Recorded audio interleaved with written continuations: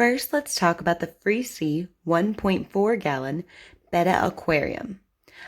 I'll talk about all the things I love and some of the things I'm not crazy about.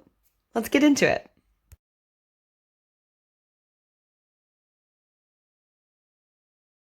Alright guys, so I went with a Freesea small Betta fish tank. And I chose this one because it was actually the top reviewed one on Amazon, great ratings. Some of the feedback and comments weren't what I wanted to see, but I was kind of hopeful. So let's take a look. You will see a couple little pieces on top here. Here's the actual tank all set up, and let's talk about it. So first and foremost, why did I choose this tank? I mentioned to you guys that it's the top reviewed tank, so I always feel like it's a good idea to look for a large number of reviews and then also 4-star or more, because that gives you ideas about how many people actually like these tanks. And then I was going to put a Betta in mine, so great idea to pick one that is specifically for Bettas. As you can see, we didn't have a whole ton of space here, so I went with the 1.4 gallon. I was a little bit skeptical on this just because I'm not really sure if it's the best call to go with a tank this small for a Betta. I understand in the store we see tons of Bettas sitting in those cups, and we figure when we take them home, pretty much anything is going to be acceptable, but I don't necessarily agree with that. And I also want to explain that the smaller the tank, the more the maintenance will be required. Like, for example, with this 1.4 gallon tank, you're going to have to clean it every week. And when I say clean it, I mean pretty much change out everything. So on paper, this tank really appears to have mostly everything you need. I will tell you, you may want to get a heater. It depends on how you keep your house. Temperature-wise, our house never really goes below 72 degrees. We just really like warm. So if you live in warmer climates, you may not need to get a heater for your aquarium, but if you do, we can talk about that too. I have some good recommendations for heaters, but aside from that, this tank seems to include mostly everything. It came with a couple plants, it's got a filter system, and it's got lights, and it bubbles. It really seemed to come with everything. It did not come with the gravel, and the plants that I have in here are not the same ones. So in theory, looks like it's got it all. Let's talk about why I don't necessarily agree with that, but also one more thing, even this little feeding hole, they kind of thought about a lot of little details, but I'm going to talk about why maybe I wouldn't go with this one. So I mentioned already the plants are not the same.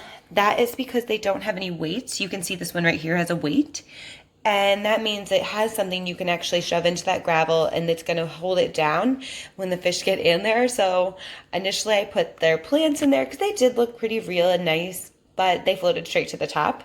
And I get that I probably could have done a little more work in it, but I don't want to be fiddling with this and putting my hands into the Betta tank all the time. I just don't think that's necessary, and it's just an extra little annoying thing that you're going to wake up and it's going to be out all the time, because that's been pretty frequent for us. This little hole here, there's really no reason you couldn't put food in it, but I don't recommend putting it in this side because all that happens is the filter sucks it right up before your Betta can even get it. So that's kind of frustrating. You have to put it in here. I think I've had the best success with just opening the tank and putting it that way.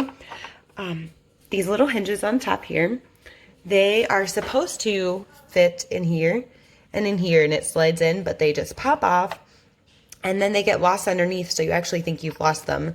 So I found better success to just set this on top, which depending on your Betta may not be good for you, because Bettas can jump and they can be really active depending on who you get and who you bring home, and they can knock the top off. So that's not always a positive thing either.